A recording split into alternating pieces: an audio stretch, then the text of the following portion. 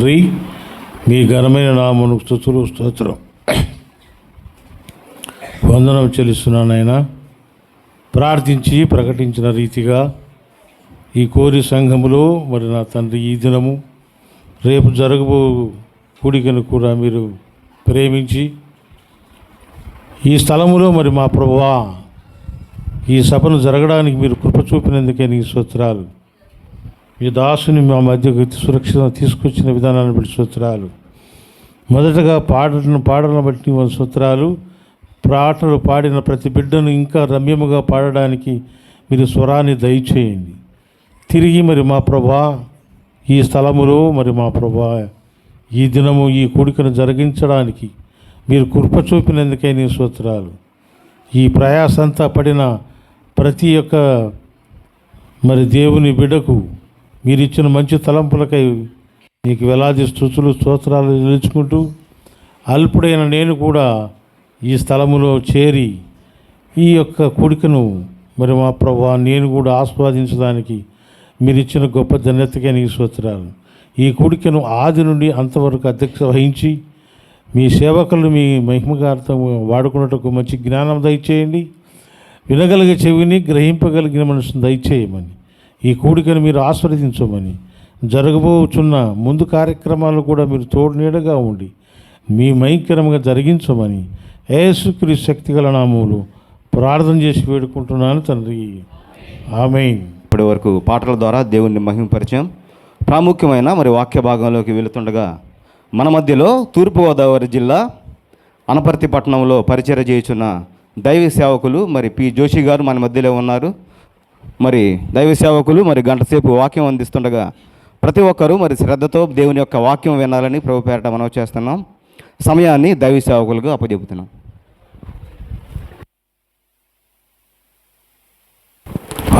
Hello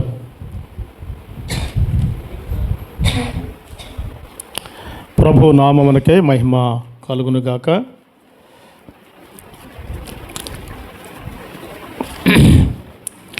నన్ను ఈ స్థలానికి ఆహ్వానించినటువంటి స్థానిక సేవకులు అయినటువంటి బ్రదర్ తిమోతి గారికి నా మొదటికన్నా హృదయపూర్వక వందనములు తెలియజేస్తున్నాను.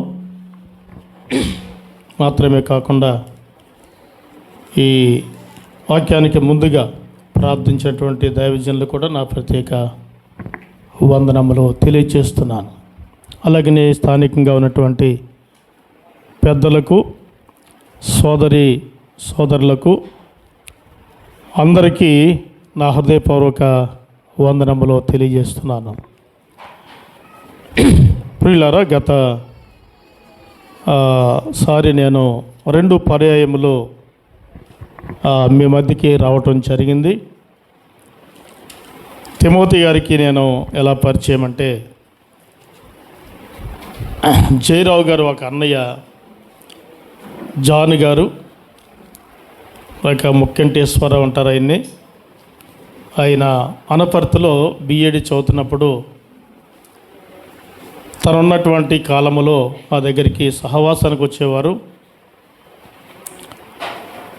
సేవలో కూడా మాకు ఎంతో సహకారిగా ఉండేవారు. ఆయన్ని బట్టి తిమోతి గారు నాకు పరిచయం అయ్యి పాత మందిరం ఉన్నప్పుడే ఒక పర్యాయము, నూతన మందిరం కట్టబడిన తర్వాత మరొక పర్యాయము, 2 పర్యాయము రావటం జరిగింది. వారు పిలవగా చాలా కాలం తర్వాత తిమోతి గారిని నేను గుర్తుపట్టలేనన్ని దినాలైన తర్వాత మరలా మీ మధ్యకి పిలవటం జరిగింది. మేము ఇరుగురం గొల్లపూడిలో సభలు జరిగిస్తున్నప్పుడు బ్రదర్ అక్కడికి రావటం ద్వారా మరొకసారి మేము పరిచయం చేర్చుకోవడం జరిగింది. మీ మధ్యకు నన్ను ఆహ్వానించినప్పుడు మే నెలలో నాకు నా భార్యకు యాక్సిడెంట్ అయ్యింది. మేము బండి మీద వెళ్తున్నప్పుడు విపరీతమైన గాయాలు. బ్రదర్ పిలిచినప్పటికీ నేను రెస్ట్లో ఉన్నాను. నేను ప్రస్తుతానికి రాలేను అని చెప్పాలని మనసులోకి వచ్చినా రాలేను అనే మనసు నాకు చెప్పాలనిపించలేదు. చాలా కాలం అయింది కదా, పిలిచారు ప్రేమతో, అప్పుడు ఈ గాయాలు మానిపోతాయని చెప్పి ఈ నెలలో ఆఖరి ఆదివారం లేక సోమవారం రాగలను అని చెప్పి వారికి తెలియచేయటం జరిగింది. గాయాలు కూడా మాని సురక్షితంగా ఉన్నాం. నిన్నటి దినాన్ని విజయవాడలో గొల్లపూడిలో నేను మాధవరావు గారి దగ్గర ఆరాధనలో ఉన్నాను. గత రాత్రి నేను విజయవాడలోనే ఉన్నాను. నన్ను గురించిన చిన్న పరిచయము. నేను 87 మార్చి 8వ తారీఖు 2 గంటలకు దేవుని దాసులు వర్తమానం అందిస్తుండగా యాకోబు కుమారులో ఒక కుమారుడు అయినటువంటి ఇషాకారు 2 దొడ్ల మధ్య పండుకుని బలమైన గార్ధం వలె ఉన్నాడు అని చెప్పి ఒక దైవజనులు వర్తమానం అందిస్తుండగా నేను రక్షించబడ్డాను. 1987 మార్చి 8వ తారీఖు 2 గంటల సమయంలో. ఆ తర్వాత బాప్తిసం పొంది ఆ సంఘ సహవాసంలో కొనసాగుతుండగా 95లో ప్రభు యొక్క పిలుపు మేరకు మా స్వగ్రామం పేరు పైన, ఆ ఊరి పేరే పైన, ఆ గ్రామాన్ని విడిచి అనపర్తిలో నివాసం ఉంటూ 95 నుండి ప్రభు నాకు ఇచ్చిన ఆ అవకాశాన్ని బట్టి ఆయన పనిలో వాడుకుని 5 సంఘాలకి 5 స్థలాల్లో నూతనంగా పని ప్రారంభించడానికి ప్రభు సహాయం చేశారు. 5 స్థలాల్లో కూడా ఆరాధనలు జరుగుతూ ఉన్నాయి. నేనైతే 3 స్థలాల్లో మాత్రం నిలిచి పనిచేస్తున్నాను. మిగిలిన 2 స్థలాలు మరొక దాసులకు అప్పగించడం జరిగింది. ప్రియులారా, నాకు 3 పిల్లలు, ఒక కుమారుడు, 2 కుమార్తెలు. కుమారుడికి వివాహమైంది, ఆయనకి 2 పిల్లలు. ప్రైవేట్గా ఆయన జాబ్ చేస్తూ సేవలు ఎంతో సహకారిగా ఉంటున్నాడు. అలాగే 2 కుమార్తెలు ఇక్కడే మీకు దగ్గరగా ఉన్నటువంటి గుంటూరులో సాల్మన్ రాజు గారని, సొలస సాల్మన్ రాజు గారు, వారికి 2 కుమారులు ఉన్నారు. వారిద్దరు కుమారులకి మా 2 కుమార్తెలు ఇవ్వడం జరిగింది. ఇప్పుడు అల్లుళ్ళు ఇరుగురు కూడా, ఒక ఆయన గవర్నమెంట్ జాబ్లో ఉన్నారు, ఇంకొక ఆయన ప్రైవేట్గా ఒక మెడికల్ కంపెనీ సంబంధించినట్లు మేనేజర్గా, రిప్రజెంట్ మేనేజర్గా పనిచేస్తున్నాడు. మంచి జాబు. అయితే పెద్దలుడు పెద్ద కూతురు విజయవాడలో ఉంటారు. నేను రాత్రి వాళ్ళ దగ్గరే ఉన్నాను. చిన్నలుడు చిన్న కూతురు గుంటూరులో వారి యొక్క అత్త మామల దగ్గరే ఉండి అక్కడే వారు జాబ్ చేసుకుంటూ ఉన్నారు. ఇది మా కుటుంబ వివరాలు. సహోదరి కొరకు, నా కొరకు ప్రభు మాకు మనం చదువుకుంటాం. బాగా టైట్గా రాదుగా. నెహెమియా గ్రంథము 13వ అధ్యాయము 17-18 వచనాలు మన ధ్యానానికి ఆధారంగా చదువుకుందాం. మొదటిగా నేను చదివి ప్రార్థించిన తరువాత సహోదరులు సహాయం చేయగలరని చెప్పి నేను ఆశిస్తూ ఉన్నాను.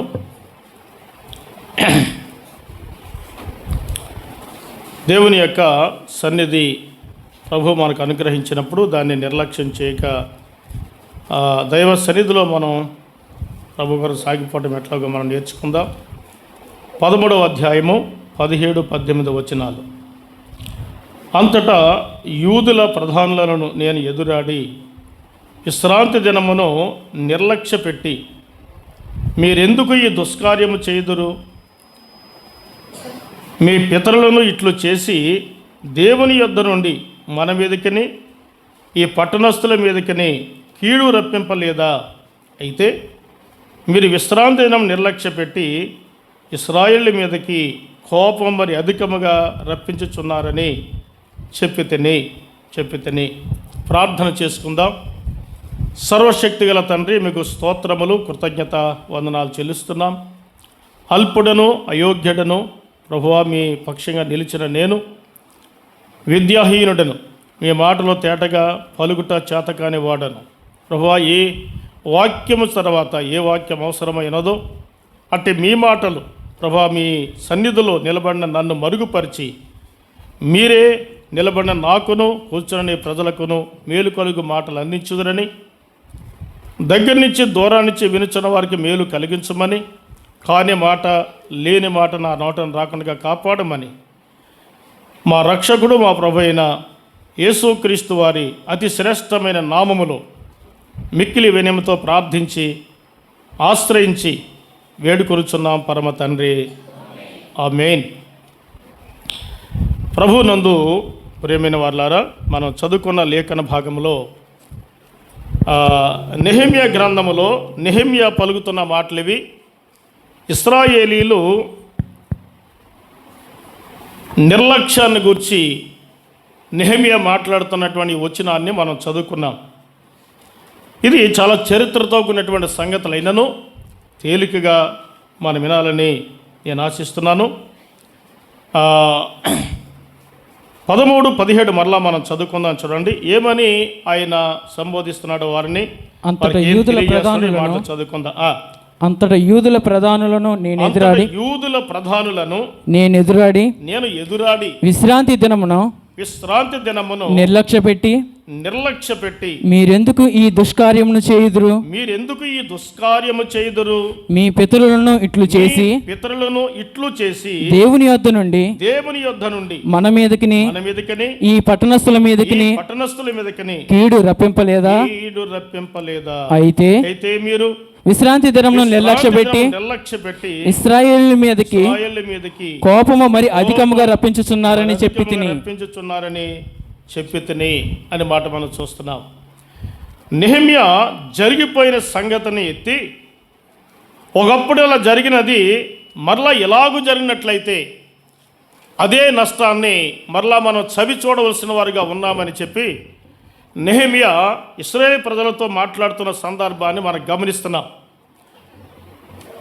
ఇది నెహెమ్యా కాలానికి లేక ఇప్పుడు ఏదైతే ప్రకటిస్తున్నాడో దానికి ముందు కాలంలో జరిగినటువంటి సంగతిని మరలా ఇప్పుడు ఎత్తి నెహెమ్యా అంటున్నాడు, ఒకప్పుడు ఇలాగూ జరిగింది, మరలా ఇప్పుడు కూడా మీరు ఎలా చేస్తే మరలా అలాగనే జరుగుద్ది అని చెప్పి మాట్లాడుతున్నాడు. ఏమి జరిగింది అని అంటే, ఇశ్రాయేలు అయినటువంటి మన పితరులు విశ్రాంతి దినాన్ని నిర్లక్ష్య పెట్టారు.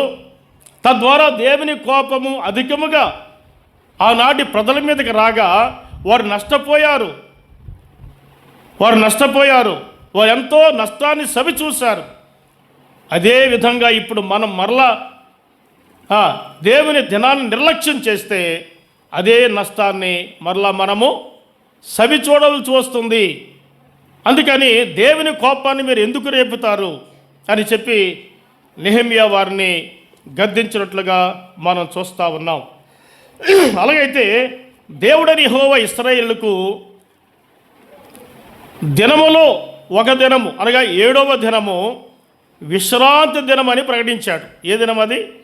విశ్రాంతి దినము. విశ్రాంతి దినం ఏ దినము అమ్మా? ఏ దినం విశ్రాంతి దినము? మీరేదో అంటున్నారు కానీ నాకు వినబట్టలేదు. విశ్రాంతి దినం ఏ రోజు అని అడుగుతున్నాను నేను అండి. శనివారం చెప్తున్నారు ఆయన కదా. మత్తయి సువార్త 28:1 చూద్దాం. చూడండి 28:1. విశ్రాంతి దినం గడిచిపోయిన తరువాత ఆదివారమున విశ్రాంతి దినం గడిచిపోయిన తర్వాత ఏదొచ్చిందట? ఆదివారం. అట్లా ఇది ఇప్పుడు చెప్పండి, విశ్రాంతి దినం ఏది? శనివారం. మీ దాసులు చెప్పినా కొన్నిసార్లు మనం దృష్టిలో ఉంచుకోక మన యొక్క మనసులోకి వచ్చేది ఏంటి చెప్పండి? ఆదివారమే విశ్రాంతి దినమని. చాలామంది బడా బోధకులు కూడా ఆదివారంని విశ్రాంతి దినంగా ప్రకటిస్తూ దాన్ని బోధిస్తున్న వారు టీవీలో కానీ సెల్ ఫోన్లో కానీ వర్తమానాలు అందిస్తున్నటువంటి వారిలో కూడా చాలామంది ఆదివారాన్ని విశ్రాంతి దినమని పలికేవారు లేకపోలేదు. కనుక ఆదివారం విశ్రాంతి దినం కాదు, ఆదివారం ప్రభు దినం. ఏదనమాటది? ప్రభు దినం. చూద్దామా దైవ గ్రంథంలో? ప్రకటన గ్రంథం చూడండి. ప్రకటన గ్రంథం ప్రకటన గ్రంథంలో మనం గమనించగలిగితే ప్రభువు దినం మొదటి అధ్యాయం 10వ వచనం కదా. ప్రభువు దినమందు మొదటి అధ్యాయము 10వ వచనం చదువుతారా?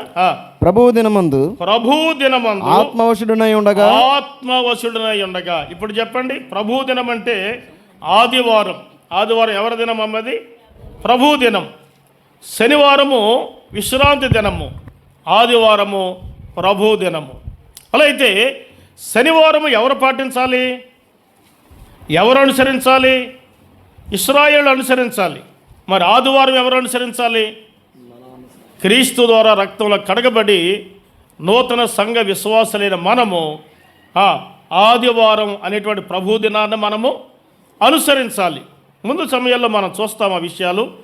అయితే ఇశ్రాయేలుకి ఇచ్చినటువంటి దినం ఏ దినం అంటే విశ్రాంతి దినము అన్నాడు. నిర్గమకాండం చూడండి. నిర్గమకాండము 20వ అధ్యాయం 8వ వచ్చిన భాగం చదువుకుందాం.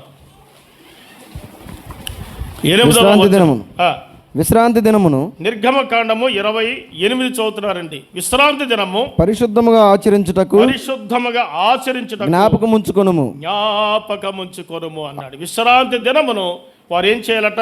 పరిశుద్ధముగా ఆచరించాలి అన్నాడు. అలాగే విశ్రాంతి దినాన్ని దేవుడని యెహోవా ఇశ్రాయేలుకి ఇస్తూ అన్నాడు, మీరు తప్పగా దీన్ని ఏం చేయాలి?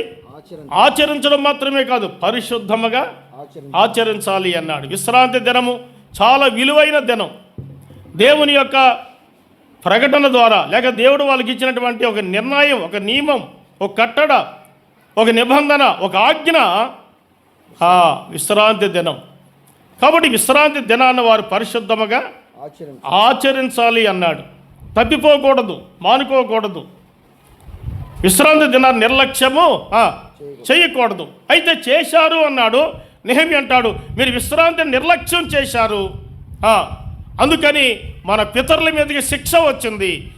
ఇప్పుడు మరలా అదే చేస్తున్నారు, అదే శిక్ష మన మీదకి రాబోతుంది అన్నాడు.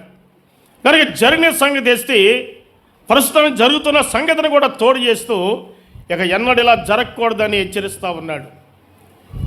నేను ఎలా చెప్పబోతా ఉన్నాను, విశ్రాంతి దినములు దేవుడని యెహోవా ఎన్ని రూపాల్లో వాళ్ళకి ఇచ్చాడో మనము ఇలా చదువుకుందాం. చూడండి. మొదటిగా లేవియ కాండం చూడండి. 23వ అధ్యాయము 4వ వచనాన్ని చదువుకుందాం. 3వ వచనం చూడండి. 6 దినములు పని చేయవలెను. నిర్గమకాండము 23వ అధ్యాయము 3వ వచనం చదువుతున్నారు. 6 దినములు పని చేయవలెను. 6 దినములు మీరు పని చేయవలెను. వారము 7వ దినము విశ్రాంతి దినము. 7వ దినం మీకు ఏ దినమట? విశ్రాంతి దినము. ఒక మాట గుర్తుపెట్టుకోండి, వారములో ఒక దినము, ఇశ్రాయేలుకు దేవుడిచ్చిన దినములో ఒక దినము, అది శనివారము, వారికి ఏమైందంట? విశ్రాంతి దినమై ఉన్నది. ఆ మాట గుర్తుపెట్టుకుంటే చాలు. రెండవదిగా మనం గమనిస్తాం చూడండి. 23వ అధ్యాయంలోనే లేవియ కాండం 24వ వచనం. నీవు ఇశ్రాయేలీయులతో ఇట్లనుము, 7వ నెలలో మొదటి దినము మీకు విశ్రాంతి దినము. 7వ దినము విశ్రాంతి దినము. 7వ నెలలో ఒక దినము విశ్రాంతి దినం అన్నాడు కదండి. 25:2 చూడండి. 25:2 నీవు ఇశ్రాయేలీయులతో ఇట్లనము, ఇలా చెప్పు, నేను మీకు ఇచ్చుచున్న దేశములోనికి మీరు వచ్చిన తర్వాత ఆ భూమి కూడా యెహోవా పేరట విశ్రాంతి కాలమును ఆచరించవలెను. విశ్రాంతి కాలమును ఆచరించవలెను. 6 సంవత్సరములు నీ చేను విత్తవలెను.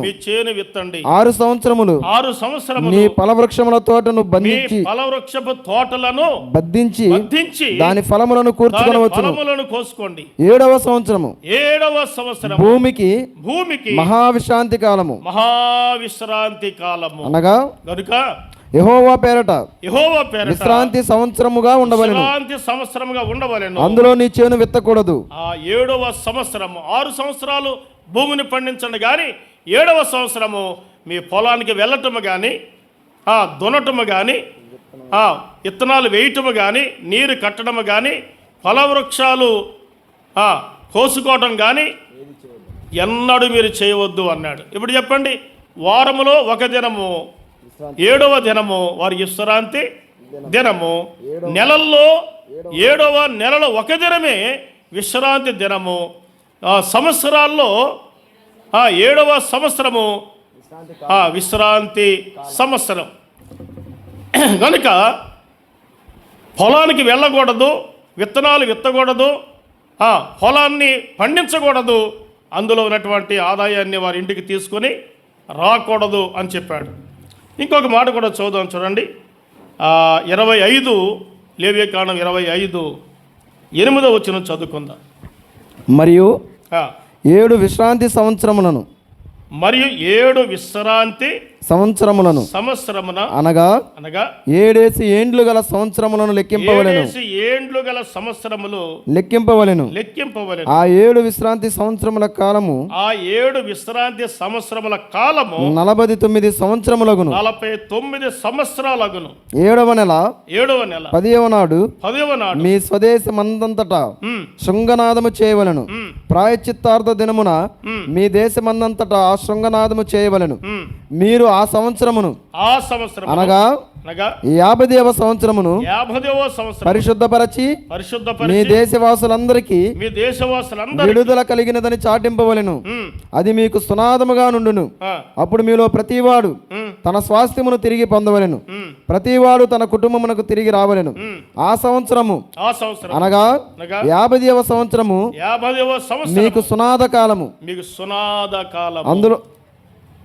అందులో మీరు విత్తకూడదు, మీరు పంటలు విత్తకూడదు, కారు పంటను కోయకూడదు, శుద్ధిపరచని నీ ఫల వృక్షముల పండ్లను ఏరుకొనకూడదు. అది సునాద కాలము. అది మీకు పరిశుద్ధమగును. పొలములో దానంతటా అదే పండిన పంటను మీరు తినెదరు. చాలండి. ఇక్కడ మరొక మాట చూస్తున్నాము. 49 సంవత్సరాలు మీ పొలాలు ఏం చేసుకోవచ్చు? దున్నొచ్చు, విత్తనాలు వేయవచ్చు. కానీ 50వ సంవత్సరము మీ పొలాలకి ఏం చేయకూడదు? వెళ్ళకూడదు. మీ పంటను కోసుకొనకూడదు. మీ ఇంటికి దాన్ని తీసుకొని రాకూడదు అని చెప్పి దేవుడిని యెహోవా వారికి చెప్పిన మాటలు మనం చూస్తున్నాం. ఒకటి, వారములో ఒక దినము విశ్రాంతి దినము, 7వ నెలలో ఒక దినము విశ్రాంతి దినము, 6 సంవత్సరాల తర్వాత వచ్చే 7వ సంవత్సరము విశ్రాంతి సంవత్సరము, 49 సంవత్సరాల తర్వాత ఒక సంవత్సరము విశ్రాంతి సంవత్సరం. ఇవన్నీ దేవుడు వారికి ఇచ్చాడు. ఇవన్నీ మీరు ఆచరించాలి, అనుసరించాలి. నా నామ మహిమ కొరకు నా ఆజ్ఞను మీరు శిరస వహించాలని దేవుడు చెబితే విశ్రాంతి దినాన్ని వాళ్ళు ఏం చేశారట? నిర్లక్ష్యం చేశారు. నిర్లక్ష్యం అంటే ఏంటమ్మా? నిర్లక్ష్యము అనేది ఏదైతే ఉందో, నిర్లక్ష్యము ద్వారా ఏది చేసినా ప్రమాదమే కదండి. నిర్లక్ష్యం ద్వారా ఏది చేసినా ప్రమాదమే. చూడండి, మీరు పొయ్యి మీద వంట పెట్టి నిర్లక్ష్యంగా ఉన్నారనుకోండి, కూర అయితే ఏమవుతుందమ్మా? మాడి మసి అవుతుంది. ఒకవేళ అన్నం అయితే ఏమవుతుంది? చీమిడిపోయి పాడైపోతుంది. మీరు ప్రయాణం చేయవలసి ఉంది, కానీ నిర్లక్ష్యంగా ప్రయాణం అయ్యారు. మనం అనుకున్న ట్రైన్ కానీ బస్సు కానీ ఏమవుతాయి? వెళ్ళిపోతాయి. నిర్లక్ష్యంగా చేసేది ఏదైనా కానీ నష్టానికే దారితీస్తుంది. దేవుని పిల్లైన మనము దేవుడు మనకిచ్చిన ఏ ఆజ్ఞను కూడా శిరస వహించాలే కానీ, అనుసరించాలే కానీ, ఆచరించాలే కానీ, అలాగూ చేయలే కానీ, దేవుడు చెప్పింది ఏది కూడా నిర్లక్ష్యం చేసేవారమై చెప్పండి ఉండకూడదు. ఇశ్రాయేలు ఏది నిర్లక్ష్యం చేశారంటే, దేవుడైన యెహోవా వారికి ఇచ్చిన విశ్రాంతి దినాన్ని నిర్లక్ష్యం చేశారంటే, ఆచరించడములో, అనుసరించడములో, పాటించడములో కదండి, ఆయన చిత్తాన్ని జరిగించడంలో వారు నిర్లక్ష్యాన్ని కలిగి ఉన్నారు. అయితే దేవుడు ఎన్నడూ తన లెక్కలు తప్పు వేసుకునేవాడు కానే కాదు. ఉదాహరణకి ఒక వ్యక్తి జాబ్కి వెళ్తున్నాడు అనుకోండి, తాను ఎప్పుడెప్పుడైతే మానివేశాడో ఇవన్నీ ఆఫీసులో ఏముంటాయి చెప్పండి? లెక్కలు ఉంటాయి. ఆయన హాజరు కానీ అన్నీ కూడా టిక్కులు పెట్టబడి లెక్కలుగా ఉంటాయి. బళ్ళోకి వెళ్ళే పిల్లలు ఎన్నిసార్లు వెళ్ళలేదో పిల్లవాడికి తెలియదు కానీ చెప్పండి, హాజరు పట్టికలో ఖచ్చితంగా చెప్తాయి. అలాగనే ఇశ్రాయేలీయులు ఎన్నిసార్లు దేవుని యొక్క దినాన్ని నిర్లక్ష్యం చేశారు అనేది వారికి గుర్తుగా లేకపోవచ్చు, కానీ దేవుడి లెక్కల్లో మాత్రం కరెక్ట్గా ఉన్నాయి. ఎంత కరెక్ట్గా ఉన్నాయో చూడండి. దినవృత్తాంతంలో 2వ గ్రంథం, దినవృత్తాంతంలో 2వ గ్రంథం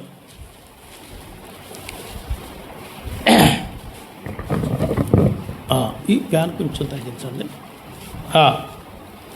దినవృత్తాంతముల రెండవ గ్రంథం. ఈ మాటలు మనం ఆలోచన చేస్తున్నాం. 36వ అధ్యాయం చూడండి.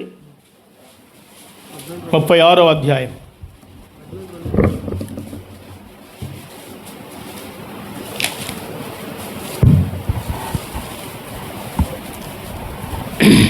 ఇరవై ఒకటి నుంచి చదువుకుందాం. 21 నుంచి. ఇర్మియా ద్వారా పలకబడిన యెహోవా మాట నెరవేరుటకై విశ్రాంతి దినములను దేశం అనుభవించు వరకు ఇది సంభవించెను. దేశము పాడుగా ఉన్న 70 సంవత్సరముల కాలము అది విశ్రాంతి దినములను దేశం అనుభవించు వరకు ఇది సంభవించెను అని పైన చెప్పిన మాట గమనిస్తున్నాం. ఎన్ని సంవత్సరాలట? 70 సంవత్సరాలు. 70 సంవత్సరాలు చెప్పండి. దేశము ఏం చేయాలంట? విశ్రాంతి దినాలు అనుభవించాలన్నాడు. అయితే ఇప్పుడు వీళ్ళు దేవుని యొక్క లెక్కల్లో ఎన్నిసార్లు దేవుని దినాన్ని దొంగిలించారో, నిర్లక్ష్యం చేశారో, ఇవన్నీ దేవుడు లెక్కలేసుకుంటే ఎన్ని సంవత్సరాలు వచ్చిందట? అది 70 సంవత్సరాలు. అమ్మా, ఇక్కడ ఒక ప్రశ్న వేసుకుందాం. రక్షించబడిన నాటి నుండి ఎన్ని ఆదివారాలు, ఎన్ని నియమకోటాలు కదండి, ఎన్నిసార్లు మనం హాజరు కాకుండా ఉన్నామో అది నీకు నాకు తెలియకపోవచ్చు, కానీ దేవుడి దగ్గర లెక్కలు ఖచ్చితంగా లెక్కించబడ్డాయి. నీకు నాకు అర్థమయ్యేది 1-2 వారాలు అనుకుంటాం. 52 ఆదివారాలు ఒక సంవత్సరాలు అయితే ఎన్ని ఆదివారాలు మానేసావో నీకు అర్థం కాకపోవచ్చు, కానీ ఎన్ని వారాలు మానేశాను ప్రభువుని అడిగితే ఏం చెప్తాడంటే లెక్కలు కరెక్ట్గా ఉంటాయి. తూచా తప్పకుండా మన గురించి ఆయన ఏం చెప్తాడంటే లెక్కలు చెప్పగలడు. ఇశ్రాయేలు దొంగిలించిన దినాలు, ఆ విశ్రాంతి సంవత్సరాలు, విశ్రాంతి నెలలు కదండి, ఇవన్నీ లెక్కలు వేస్తే 70 సంవత్సరాలు అయిన లెక్కలకు వచ్చినాయి. ఈ 70 సంవత్సరాలు దేవుడు లెక్క పెట్టుకున్నాడు. భూభాగానికి ఏమేమన్నాడు చెప్పండి? ఆ భూమికి ఏమేమన్నాడు? ఒక 6 సంవత్సరాలు పండించుకొని 7వ సంవత్సరము ఈ భూమికి మీరు ఏమివ్వాలి? విశ్రాంతినివ్వాలి అన్నాడు. పొలానికి వెళ్ళకూడదు, దున్నకూడదు, విత్తనాలు వేయకూడదు, నీరు కట్టకూడదు, పొలాలు పండించకూడదు అని చెబితే వారు దాన్ని నిర్లక్ష్యం చేశారు, పొలాలు పండించుకున్నారు. ఈ కారణం చేత దేవుడు వారి మీద ఆలోచన చేశాడు. నా దినాలు వీరు దొంగిలించారు, నా విశ్రాంతి దినాన్ని వారు త్రోసివేశారు అని చెప్పి లెక్కలు వేసుకుంటే ఎంత వచ్చిందంటే 70 సంవత్సరాలు. ఇప్పుడు ఈ 70 సంవత్సరాలు యెరూషలేము యొక్క భూభాగాన్ని దేవుడు ఖాళీ చేయాలనుకున్నాడు. ఇక అర్థమవుతుందండి? ఇశ్రాయేలు యొక్క భూభాగాన్ని ఏం చేయాలనుకున్నాడు? ఎందుకని? వారు నిర్లక్ష్యం చేశారు కనుక, పొలాలు దున్ని పంటలో పండించారు కనుక ఖాళీగా వదలవలసినటువంటి సంవత్సరాలు లెక్క పెట్టుకుంటే 70 సంవత్సరాలు వచ్చింది. ఈ 70 సంవత్సరాలు వాళ్ళు విశ్రాంతినివ్వలేదు కనుక ఇప్పుడు నేను దీనికి ఏం ఇవ్వాలనుకున్నాడు? ఆయన విశ్రాంతినివ్వాలి అనుకుంటున్నాడు. విశ్రాంతినివ్వాలి అంటే ఇశ్రాయేలు ప్రజలందరినీ ఆ భూభాగం మీద లేకుండా చెయ్యాలి అని దేవునికి ఉద్దేశం. ఇప్పుడు భూభాగాన్ని ఖాళీ చేయటం కొరకు దూరదేశంలో ఉన్న కదండి బబులోను దేశపు రాజు అయిన నెబుకద్నెజరును ప్రేరేపించాడు దేవుడు. ఇశ్రాయేలు మీదకి పంపించాడు. ఇశ్రాయేలు ఉన్నటువంటి భూభాగంలో ఉన్నటువంటి వారిని ఖాళీ చేయించడానికి దేవుడు శత్రురాజుని ఎన్నుకున్నాడు, యెరూషలేము మీదకి పంపించాడు. చూడండి, అక్కడే ఒక మాట చదువుకుందాం ఏం జరిగిందో. దినవృత్తాంతముల 2వ గ్రంథం 36వ అధ్యాయంలోనే మనం ఈ మాటలు చదువుతుండగా మళ్ళీ మనం పరీక్షించుకుందాం కదా. చూడండి, 36వ అధ్యాయం 17 నుంచి వస్తారా? ఆయన వారి మీదకి కల్దీయుల రాజును రప్పింపగా అతడు వారికి పరిశుద్ధ స్థలముగా ఉన్న మందిరములోనే వారి యవనులను ఖడ్గము చేత సంహరించెను. ఒక మాట మీరు గుర్తించాలి. ఆయన వారి మీదకి కల్దీయుల రాజును రప్పింపగానే మాట రాయబడింది. ఏమండి, రాజు తనంతట తాను వచ్చాడా లేక దేవుడే అతన్ని ప్రేరేపించి నడిపించాడా? ఒక మాట చెప్పండి. ఎందుకని? అమ్మ, అర్థమైన చెప్పండి. ఎందుకని? వారు నిర్లక్ష్యం చేసి దేవునికి ఇవ్వాల్సిన దినాలు దొంగిలించారు కనుక దేవుడు ఈ భూభాగాన్ని ఖాళీ చేయాలని అన్యరాజును ప్రేరేపించాడు, ఇశ్రాయేల్ దేశం మీద తీసుకుని వచ్చాడు. ఇప్పుడు ఈ రాజు ఏం చేశాడో చూడండి. పరిశుద్ధ స్థలముగానున్న అతడు వారికి పరిశుద్ధ స్థలముగానున్న మందిరములోనే వారి యవనులను ఖడ్గము చేత సంహరించును. ఎంత భయంకరమైన పరిస్థితి చూడండి. ఇంకా చదవండి. అతడు యవనుల యందైనను యువతుల యందైనను ముసలివారి యందైనను నరసిన వెంట్రుకలు గలవారి యందైనను కనికరింపలేదు. కనికరము లేకుండా దేవుడు వారినందరినీ అతని చేతికి అప్పగించాడు. దేవుడు వారందరినీ అతని చేతికి అప్పగించగా మరియు బబులోను రాజు పెద్దవేమి చిన్నవేమి దేవుని మందిరపు ఉపకరణములన్నిటిని యెహోవా మందిరపు నిధులలోనిదేమి రాజు నిధులలోనిదేమి అధిపతుల నిధులలోనిదేమి దొరికిన ద్రవ్యమంతయు బబులోనుకు తీసుకొని పోయెను. అదియుగాక వినండి అమ్మా, జాగ్రత్తగా వినండి. అన్యరాజైన నెబుకద్నెజరు వచ్చాడు, ఇశ్రాయేల్లో ఉన్నటువంటి వారి మీద పడి వారి సైన్యముతో కొందరిని సంహరించాడు, కొందరిని చెరగా తీసుకుని పోతానికి సిద్ధపడ్డాడు. యెరూషలేములో ఉన్నటువంటి సంపద అంతా ఆయన దోసుకుని పోవడానికి సిద్ధపడ్డాడు. ఇంకా చదువుతున్నారు చూడండి. అదియుగాక కల్దీయులు దేవుని మందిరమును ఏం చేశారంట? తగులబెట్టి యెరూషలేము ప్రాకారమును పడగొట్టి యెరూషలేము ప్రాకారాన్ని ఏం చేశారు? పడగొట్టి దాని యొక్క నగరులన్నింటినీ కాల్చివేశాను. దానిలోని ప్రశస్తమైన వస్తువులన్నిటినీ బొత్తిగా పాడు చేసి ఖడ్గము చేత హతులు కాకుండా తప్పించుకున్న వారిని అతడు బబులోనుకి తీసుకుని పోయాను. రాజ్యము బబులోనికి తీసుకుని పోయాను. ఆ మాట చాలండి. శత్రువుల్ని ప్రేరేపించి పంపించాడు. వారు రావటము ద్వారా యెరూషలేములో ఉన్నటువంటి పిన్నలలేమి, పెద్దలలేమి, వృద్ధులలేమి, యవనులలేమి సంహరించి మందిరాన్ని పడగొట్టి ప్రాకారాన్ని కూల్చివేసి యెరూషలేము నగరాన్ని కాల్చివేసి ఆ భూభాగం అంతట్లో ఉన్నటువంటి ప్రజలను బబులోనుకు తీసుకుని వెళ్ళిపోయాడు. ఇంత దుర్గతి, ఇంత భయంకరమైన శిక్ష వారి మీదకి ఎందుకు వచ్చిందో మీరే చెప్పాలి. వారు దేవునికి ఇవ్వాల్సిన దినాలు, సమయాలు కదండి, ఆ భూభాగానికి ఇవ్వాల్సిన విశ్రాంతిని వారు ఇవ్వలేదు కనుక, దొంగిలించారు కనుక అంతటి శిక్ష వారి మీదకి రావటానికి కారణమైంది. పిల్లరా వినండి, ప్రభువు మనకిచ్చిన సమయం ఆనాడైనా ఈనాడైనా మనం తూసా తప్పే వారంగా ఉండకూడదు. వారు విశ్రాంతి దినాన్ని పరిశుద్ధంగా ఆశ్రయించాలని దేవుడు అంతగా వారికి గొంతెత్తి చెప్పిన ఆ విషయాన్ని వారు నిర్లక్ష్యం చేసి దేవునికి కోపాన్ని తెప్పించి బబులోను దేశానికి చెరగా చెప్పండి కొనుపోబడ్డారు. ఎంతకాలము? 70 సంవత్సరాలు. చెప్పండి ఎంతకాలము? 70 సంవత్సరాలు చెరలో. మరి యెరూషలేము ఏమైంది? మందిరము కూలిపోయింది, నగరం కాలిపోయింది, ప్రాకారము చెప్పండి పడగొట్టబడింది. యెరూషలేము భూభాగం అంతా ఒక మైదానంగా మారిపోయింది. ఇశ్రాయేల్ లేరు అక్కడ. భూభాగం అంతా కూడా ఒక భయంకరమైన అడవిగా మారిపోయింది, శ్మశానంగా మారిపోయింది. జకర్యా గ్రంథం చూడండి ఒక మాట. జకర్యా గ్రంథం 2వ అధ్యాయము.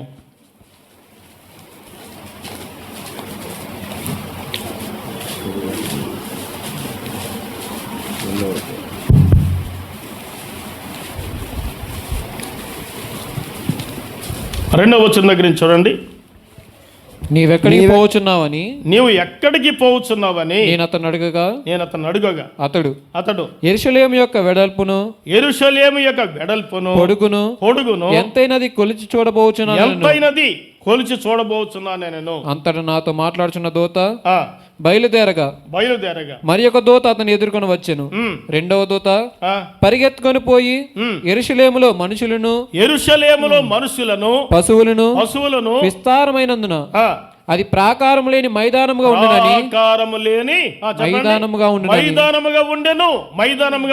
ఇప్పుడు ఏమైంది చెప్పండి? నిండుగా ఉన్న పట్టణము ఏమైందట? మైదానం అయిపోయింది, ఖాళీ చేయబడింది. విలాప వాక్యముల గ్రంథం 1:1 చూడండి. విలాప వాక్యముల గ్రంథం 1:1 చూడండి. విలాప వాక్యముల గ్రంథము జనభరితమైన పట్టణము. ఏ పట్టణం అట? జనభరితం అంటే జనముతో నిండిన పట్టణము. ఎట్లు ఏకాకి అయి ఏమైపోయిందో చెప్పండి. ఏకాకి అంటే అర్థం ఏంటి? దిక్కులేనిది. ఇంకొక మాట అక్కడ ఉంది చూడండి. ఏకాకి అయి దుఃఖక్రాంతురామాయను. దుఃఖాక్రాంతమాయను. ఎంత భయంకరమైన మాట చూడండి. సంతోషాన్ని సంతృప్తిని కలిగిన పట్టణము లేక పట్టణ ప్రజలు ఇప్పుడు ఏమైపోయారంట? దుఃఖకి కారణమైపోయారు అన్నాడు. దుఃఖానికి కారణమైపోయారు. ఇంకా చూడండి, కీర్తనల గ్రంథంలో ఒక మాట మనం ఇలా చదువుకుంటాం. కీర్తనల గ్రంథం చూడండి. ప్రియమైన వారులారా, ఈ మాటలు మనం ఆలోచన చేస్తుండగా నాడేమి నేడేమి దేవుని చిత్తానికి, దేవుని యొక్క ఇష్టానికి మనం వేరుగా ఎన్నడూ ఏమీ చేయనా వీలు కాదు.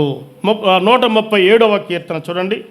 కీర్తనల గ్రంథం 137వ కీర్తన మొదటి నుంచి మనం చదువుకుందాం. బబులోను నదుల యొద్ద కూర్చుని ఉన్నప్పుడు మనము సియోనును జ్ఞాపకము చేసుకొని ఏడ్చుచుంటిమి. వాటి మధ్యనున్న ఆగండి. బబులోనికి వెళ్ళి వీళ్ళు ఏం చేస్తున్నారు? బబులోనుగా వీళ్ళు ఏం చేస్తున్నారు?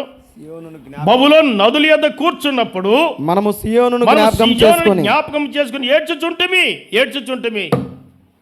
ఎక్కడో మాట గమనించారా? యెరూషలేములో ఉన్నప్పుడు నిర్లక్ష్యంగా ఉన్నారు. బబులోనికి కొనుక్కోయబడిన తర్వాత ఏది జ్ఞాపకం వచ్చిందంటే వీళ్ళకి? ఏ ప్రదేశం నిర్లక్ష్యం చేశారో ఇప్పుడు ఆ ప్రదేశం వాళ్ళకి ఏమొస్తుంది? జ్ఞాపకంలోనికి వస్తుంది అన్నాడు. సియోను జ్ఞాపకం చేసుకొని మేము ఏడ్చుచుంటిమి. ప్రేమితులారా, స్నేహితులారా, ప్రభు చిత్తాన్ని, ప్రభు ఉద్దేశాన్ని జరిగించేటప్పుడు మనకున్న సంతోషము, ఆ ఆనందము, ఆ సంతృప్తి, ఆ సంతోషము ఆయన చిత్తానికి వ్యతిరేకంగా ఉన్నప్పుడు ఉండదు. నేలా చెప్పబోతా ఉన్నాను. ప్రభు అయిన దేవుడు లోకములో నుంచి మనల్ని విడిపించి రక్షించి తన బిడలుగా, తన సొత్తుగా, తన ఇంటివారుగా, తన రాజ్యవారసులుగా చేసుకుని సంఘములో మన సభ్యులుగా చేస్తే, సంఘములో ఉండి సంఘానికి వేరుగా, సంఘానికి విరుద్ధంగా, సంఘానికి అయిష్టంగా, సంఘ నియమాన్ని ఉల్లంఘించి మనం జీవించినట్లయితే మనకి మిగిలేదే చెప్పండి? దుఃఖమే. ఇది తమాషా మాటలు కాదు, కాకమ్మ కథలు కాదు, సందమామ కథలు కాదు, వాస్తవాలు. ప్రియమైన తల్లి, నీవు నేను మనమందరము కూడా సోదరుడా, దేవుని చిత్తాన్ని, ప్రభు మనల్ని రక్షించుకోవడానికి తన అమూల్యమైన రక్తాన్ని చిందించాడు.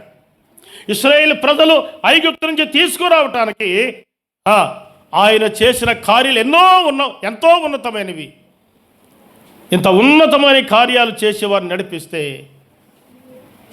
అక్కడ అన్నాడు, కట్టని ఇండ్లు, తవని బావులు, నాటని చెట్లు వారికి ఇచ్చాను అన్నాడు. ఇంత సంపద దేవుడు వారికి ఇస్తే ఇప్పుడు ఏం చేశారంటే వాళ్ళు నిర్లక్ష్యం చేసి శిక్షకు లోనయ్యారు. అదే నెహెమీయా చెప్తున్నాడు, అయ్యో ఒకప్పుడు మన పితరులు ఇలాగ చేశారు, బబులోను కొనుక్కోబడ్డారు, శిక్షార్హులయ్యారు, శ్రమించారు, బాధ అనుభవించారు.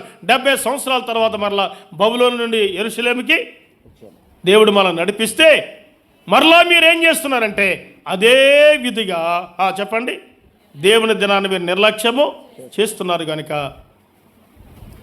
మరలా దేవుని శిక్ష మన మీదకి వచ్చును కనుక మళ్ళీ మనం ఏం చేయాలి? ఇప్పుడు ఏం చేయాలి? జాగ్రత్త పడాలి, సరి చేసుకోవాలి.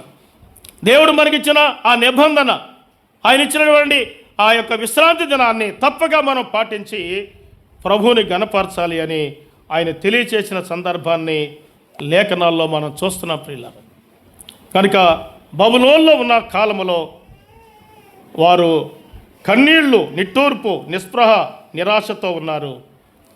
అయితే దేవుడు తన మహాకృప చేత కొంతకాలం అనగా 70 సంవత్సరాల తర్వాత వారిని విడిపించి నడిపించాడు. అయితే ఒక్క మాట, ఇశ్రాయేలీలు చెప్పండి నిర్లక్ష్యం చేశారు. ఏం నిర్లక్ష్యం చేశారు చెప్పండి?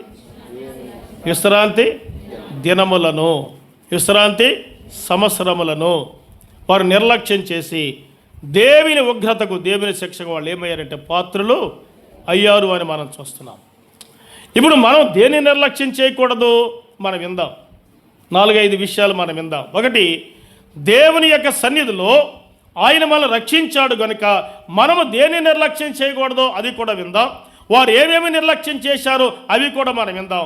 మొదటిగా చూడండి, మొదటి మాట ఏమంటే, విశ్రాంతి దినమును నిర్లక్ష్య పెట్టుట ద్వారా వారు ఎంత నష్టపోయారో మనం గమనించాము. విశ్రాంతి దినం యొక్క ప్రాముఖ్యత ఏంటో మనం చూద్దాం. చూడండి, ఇదే నెహెమ్యా గ్రంథంలో 13:15 చూడండి. ఇప్పుడు 13:15 ఆ దినములలో నెహెమ్యా గ్రంథము 13వ అధ్యాయము 15వ వచనం చదువుతున్నారు. చూడండి, ఆ దినములలో యూదులలో కొందరు విశ్రాంతి దినమున ద్రాక్ష తొట్లను త్రొక్కుటయు గింజలు తొట్లలో పోయిటయు గాడిదల మీద బరువులు మోపుటయు ద్రాక్ష రసమును ద్రాక్ష పండ్లను అంజూరపు పండ్లను నానా విధములైన బరువులను విశ్రాంతి దినమున యెరూషలేములోనికి తీసుకొని వచ్చుటయు చూచి ఈ ఆహార వస్తువులను ఆ దినమున అమ్మిన వారిని గద్దించి తిని. మీకు అర్థమైందండి? అసలు విశ్రాంతి దినాన్ని నిర్లక్ష్యం చేయటంలో ఏమేమి చేశారు వాళ్ళంటే, విశ్రాంతి దినాన్ని బెలపల నుండి ఏ వస్తువులు కూడా యెరూషలేము గవిని లోపలికి రాకూడదు. గవిని లోపల ప్రజలు యెరూషలేము నుండి బయటికి ఏమీ తీసుకుని వెళ్ళకూడదు. వ్యాపారం చేయకూడదు, వ్యవసాయం చేయకూడదు, ఉద్యోగం చేయకూడదు, ఏమీ చేయకూడదు. మరి ఏం చేయాలంటే, దేవుని కొరకు ఆ ధనాన్ని వాళ్ళు ఏం చేయాలి? అప్పగించాలి అని దేవుడు చెబితే వారు ఏం చేశారంట? గాడిదల మీద బరువులు మోయిస్తూ కొన్ని బరువులు లోపలికి, మరికొన్ని బరువులు వెలుపలికి తీసుకుని వెళ్ళి వారు వ్యాపారాలు చేస్తున్నారు. దేవుడు దినాన్ని దొంగిలించి దేవునికి విశ్రాంతి దినాన్ని నిర్లక్ష్యం చేసి వారు వ్యాపారాలు, వ్యవసాయాలు, ప్రయాణాలు చేస్తున్నారు. వారు చేసిన నేరం ఏదంటే విశ్రాంతి దినాన్ని పనులు చేయటం. దైవగ్రంథంలో మనం చూస్తాము, ఒక వ్యక్తి విశ్రాంతి దినాన్ని పొల్లలు ఏరుకోవడానికి వెళ్ళాడంట కొక్కుడుతోడు. విశ్రాంతి దినాన్ని వాళ్ళు ఏం చేయకూడదు? ఏ పని చేయకూడదు అని దేవుడు చెబితే పొల్లలు ఏరుకోవడానికి వెళ్ళాడు. ఈ సంగతి మోషేకి చెప్పారు. మోషే దేవునితో దగ్గర ప్రార్థన చేశాడు. ప్రభు ఏమన్నారు తెలుసా అండి? అతను రాళ్లతో కొట్టి చంపండి. ఏంటి, ఎంత చిన్నదానిక? మనకి చిన్నదే కానీ దేవుని దృష్టిలో అది చాలా పెద్ద నేరం. ఈవేళ లోకం అంటుంది, ఆదికాండములో ఆదాము పండు తిన్నాడంట, దానికే దేవుడు శిక్ష వేశాడు, నాటి నుంచి ప్రపంచానికి పాపం ఎరిగిపోయిందని చెప్తున్నారు అని దాన్ని హేళనగా పలుకుతున్నటువంటి అన్యజనంగానే మనం గమనిస్తున్నాం. వాళ్ళకి అది చిన్నదే కానీ దేవుని దృష్టిలో అది చాలా పెద్దది. అది ఆజ్ఞ మీరితే ఏమని చెప్పండి? ఆజ్ఞాతిక్రమమే పాపం అని దేవుని వాక్యం చెప్తా ఉంది. యెషయా గ్రంథం చూద్దాం. చూడండి, యెషయా గ్రంథములో 58వ అధ్యాయం 13వ వచనం చదువుకున్నాం. నా విశ్రాంతి దినమున వ్యాపారము చేయకుండా ఏం చేయకూడదట? వ్యాపారము చేయకుండా అన్నాడు కదా. విశ్రాంతి దినాన్ని ఏం చేయకూడదు? వ్యాపారం చేయకూడదు. నాకు ప్రతిష్ఠితమైన దినమని నీవు ఓరకుండిన ఎడల విశ్రాంతి దినము మనోహరమైనదనియు యెహోవాకు ప్రతిష్ఠిత దినమనియు ఘనమైనదనియు అనుకొని దాన్ని ఘనముగా ఆచరించని ఎడల నీకిష్టమైన పనులు చేయకయు వ్యాపారము చేయకయు లోక వార్తలు చెప్పుకొనకయు. చూసారా? విశ్రాంతి దినాన్ని ఏం చేయకూడదంట? వ్యాపారం చేయకూడదు. లోక వార్తలు చెప్పుకొనకూడదు. ఉండిన ఎడల నీకు ఇష్టమైన పనులు చేయకూడదు అన్నాడు. వ్యాపారం చేయకూడదు, నీకు ఇష్టమైన పనులు చేయకూడదు, లోక వార్తలు చెప్పుకొనక ఉండాలి అని చెప్పాడు అన్నమాట. ఒకవేళ అలా చేస్తే దేవుడు నీవు యెహోవాయందు ఆనందించెదవు. చాలండి, 3 మాటలు చెప్పండి. వ్యాపారము చేయకూడదు, నీకు ఇష్టమైన పనులు చేయకూడదు, లోకవార్తలు చెప్పుకొనకూడదు. మా ఇంట్లో టీవీ ఉంది. ఆదివారం ఉదయం మొదలుకొని 4 గంటలకి మా ఆరాధనలు ముగిస్తే ఆదివారం ఉదయం సాయంకాలం 4 గంటల వరకు మా టీవీ ఆన్లో ఉండదు, ఆఫ్లో ఉంటుంది. ఒక న్యూస్ పేపర్న దాన్ని మేము చదవం, ఆ తర్వాతే దాన్ని చదువుతాం. ఎందుకంటే ప్రభువు నా వ్యక్తిగతమైనటువంటి ఆలోచనలో ఈ మాట నేను చదివినప్పుడు నాకు అర్థమైంది. ఆదివారమున లోకవార్తలకు మనం ఏమివ్వకూడదు? ఏమండి చెప్పండి, ఏమివ్వకూడదు? సమయాన్ని ఇవ్వకూడదు. లోకవార్తలు చెప్పుకోవటంలో, లోకవార్తలు వినటంతో మన హృదయాలు నిండిపోతే ప్రభువును ఆరాధించడానికి చోటు ఎక్కడ చెప్పండి? ఆత్మచేత నిండి ప్రభువును ఆరాధించవలసిన సమయం మనకి ఎక్కడ ఉంటుంది చెప్పండి? ప్రియమైన వారలారా వినండి, ఆదివారం నీ హృదయం నిండి ఏముండాలి? లోకవార్తలు కాదు, నీకు ఇష్టమైన పనులు కాదు కదండి, ప్రయాణాలు కాదు, పలకరింపులు కాదు, ఫంక్షన్లు కాదు. ఆదివారము ప్రభు సన్నిధిలో ఉండాలి. నీ హృదయము ప్రభు యొక్క వాక్యము చేత ఏం చెప్పడాలి? నిండి ఉండాలి. దేవుని ఆత్మ చేత నిండి ఉండాలి. ప్రభువుని ఆరాధించడానికి, హృదయపూర్వకంగా ప్రభువుని ఆరాధించడానికి నీ ఆలోచన నిండా ఆదివారం ఆరాధన ఆరాధన ఆరాధన అనే ఆ టైం కొట్టుకుంటూ ఉండాలి. ఈవేళ ఆదివారం అని పేరు పెట్టి, ఆదివారం అని పేరుతో ఉద్యోగాలు, వ్యాపారాలు, వ్యవసాయాలు మానుకునేవారు ఉన్నారు. కానీ ఆ రోజే విస్తారంగా ఇంటి పనులు చేసుకునే వాళ్ళు ఉన్నారు కదండి. ఆరాధనకి ముందు చెప్పండి, ఆరాధనకి ముందు బట్టలు పెట్టుకుంటారు, ఇల్లు శుభ్రం చేసుకుంటారు, విలువైన వంటకాలకి సామాగ్రి తెచ్చుకుంటారు, అవకాశం ఉంటే టైంకి వండుకుంటారు. అన్నీ సిద్ధం చేసుకునే సమయం ఏది? దినం ఏది? ఆదివారమే. ఆదివారం అయిపోయిన వెంటనే వెళ్ళి మరలా ఏం చేస్తారు చెప్పండి? మిగిలిన పని కొనసాగిస్తారు. ఆదివారం ఆరాధన కొరకే ఉద్యోగం, వ్యాపారం, వ్యవసాయం మానేసాం అనుకుంటున్నాము కానీ చెప్పండి, ఆదివారం ప్రభుకి ఇచ్చేది 2 లేక 3 గంటలు మాత్రమే. కానీ ఆ ఆదివారం మిగిలిన సమయం అంతా ఎవరిది?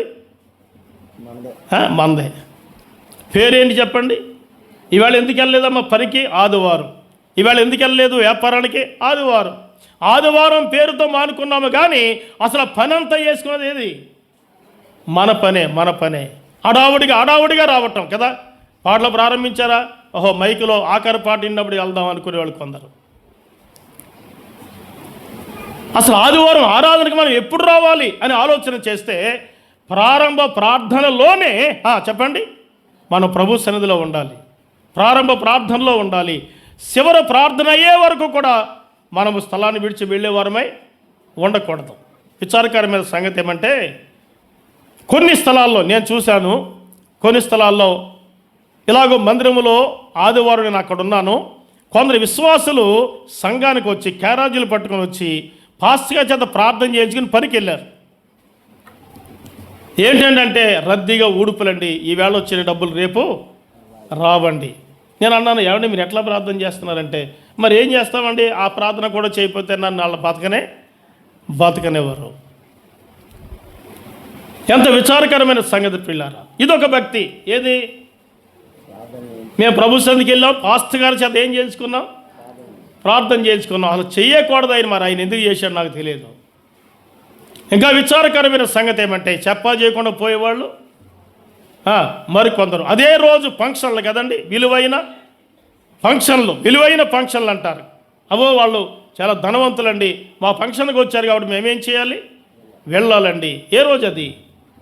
ఆదివారం. మనం ఏం పేరు పెట్టాం దానికి? ఏం పేరు పెట్టాం?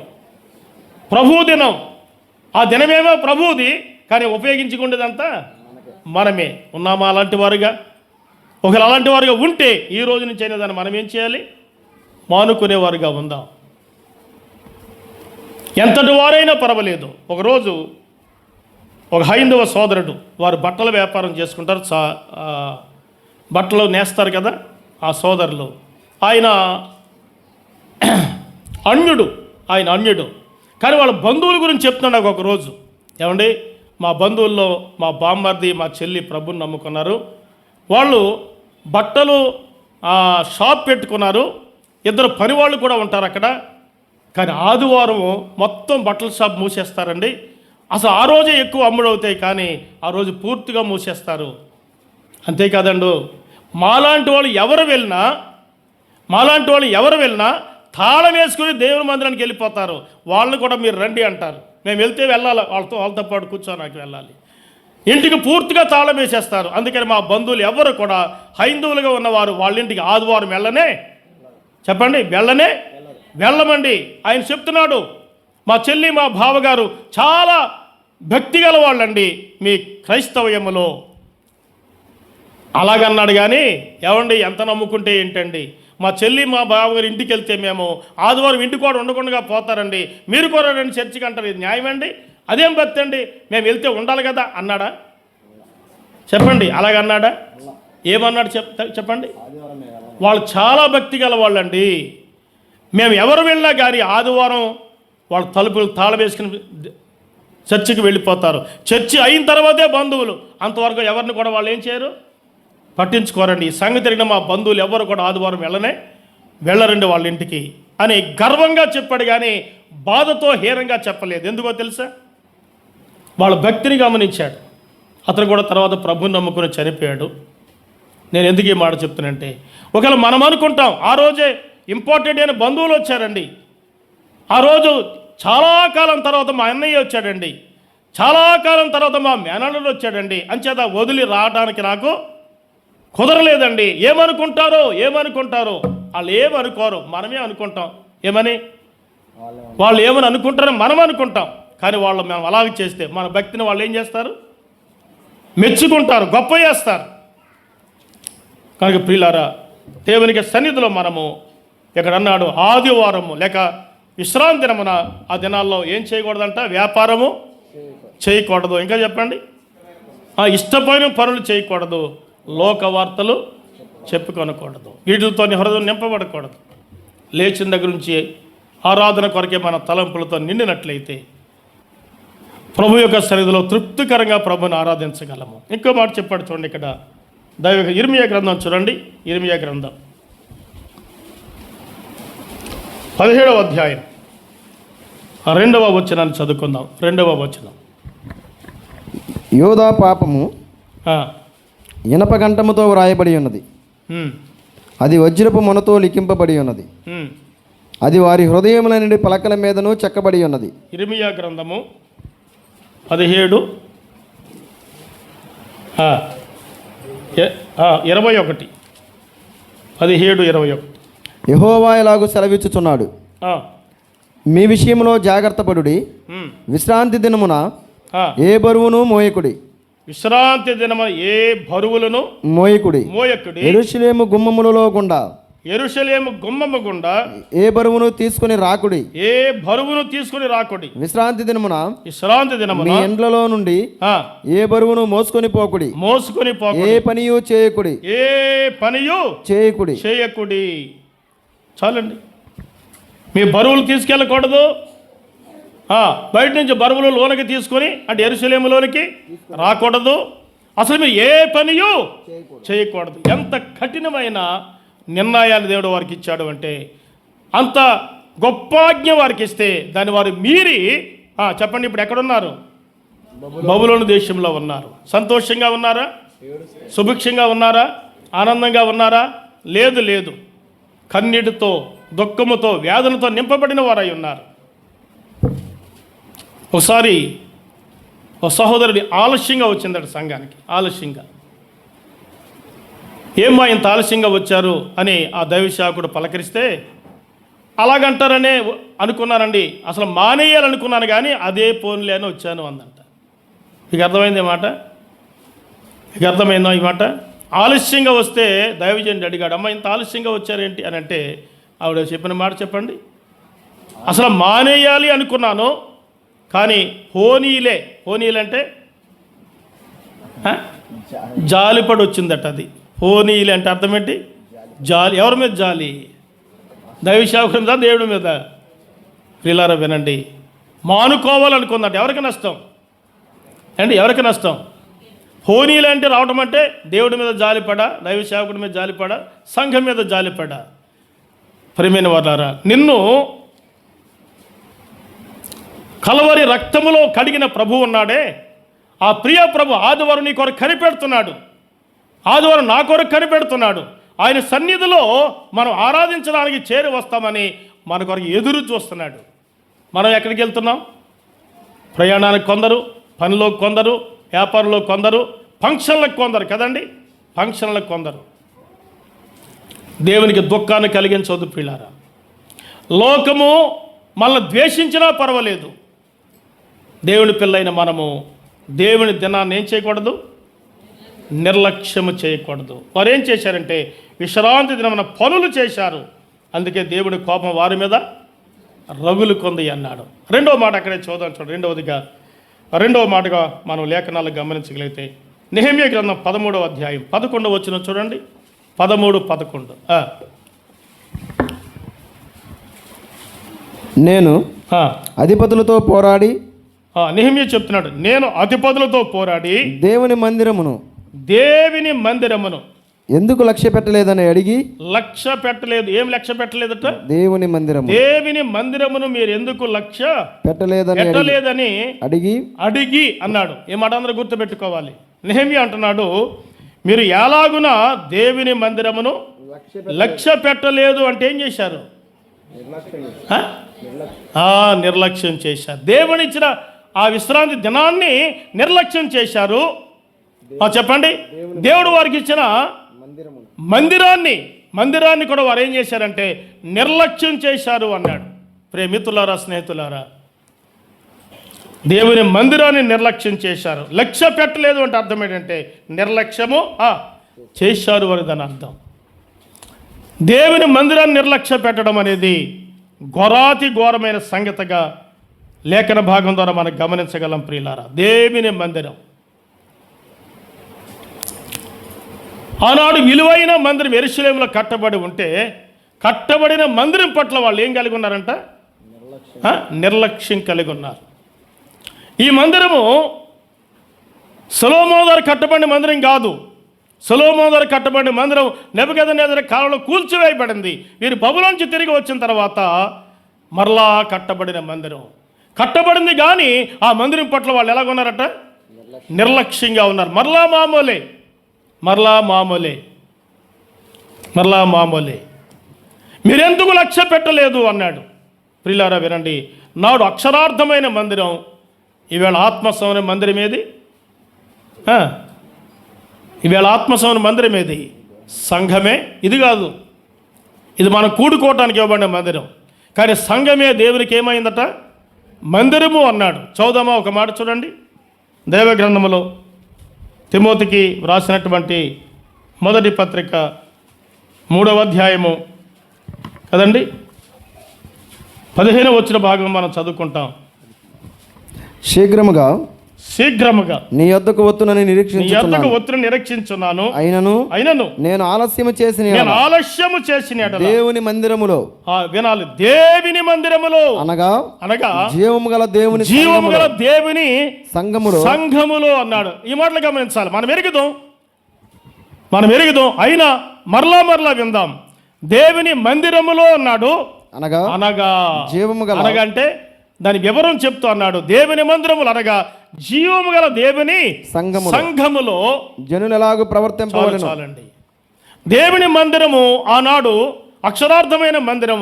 ఈవేళ ఆ మందిరము సంఘానికి హోలికగా ఉన్నది. ఈవేళ మందిరం అంటే ఏది చెప్పండి అమ్మా, తెలిసిన వాళ్ళు చెప్పండి. మందిరం అంటే ఏది? సంఘమే. ఇప్పుడు సంఘాన్ని మనం ఏం చేయకూడదు? నిర్లక్ష్యం చేయకూడదు. సంఘాన్ని నిర్లక్ష్యం చేయకూడదు. సంఘాన్ని నిర్లక్ష్యం చేయకూడదు అంటే ఏం చేయకూడదు? మానకూడదు. చెప్పండి, ఏం చేయకూడదు? చెప్పండి, ఏం చేయకూడదు? మానకూడదు. ఎప్పుడు మానకూడదు? ఆదివారం ఆరాధన మానకూడదు. నియమక కూడిక, అది సువార్త కూడిక, అది బైబిల్ స్టడీయా, యవనస్తుల కూడిక, స్త్రీల సమాజము కూడిక, ఏదైనా కావచ్చు. దేవుని మందిరాన్ని నిర్లక్ష్యము చెప్పండి చేయకూడదు.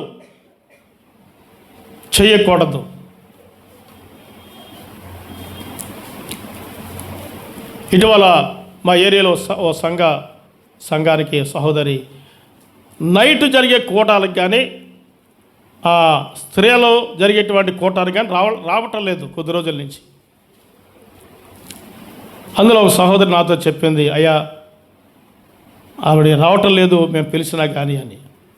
నేను అడిగాను, అమ్మా మీరు రావట్లేదంట ఏంటంటే, నేను అసలు నడవలేకపోతున్నానండి, ప్రయాణాలు చేయలేకపోతున్నాను అని చెప్పి.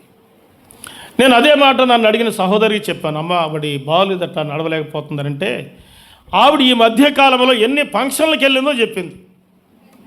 మీకు అర్థమైందా? ఎన్ని ఫంక్షన్లకి వెళ్ళిందో చెప్పింది. నాకు ఆశ్చర్యం అనిపించింది. సంఘానికి రావటానికి చెప్పండి, నడవలేను, రాలేను, ఓపిక లేదు, నీరసంగా ఉందని చెప్పినటువంటి ఆమె ఎన్ని ఫంక్షన్లకు వెళ్ళిందో అవతల ఆవిడ చెప్పినప్పుడు నాకు ఆశ్చర్యం అనిపించింది. ఇవన్నీ నిజాలా? దైవ సన్నిధికి రావటంలో నిర్లక్ష్యం ఉంది. లోక సంబంధమైన వాటికి శ్రద్ధ, ఆసక్తి ఉంది. అది ఆవిడ సంగతి. అమ్మా నీ సంగతి ఏంటి, నీ సంగతి ఏంటి, నా సంగతి ఏంటి? మళ్ళీ మనం ఏం చేసుకోవాలి? పరిశీలన చేసుకోవాలి. పరిశీలన చేసుకుందాం.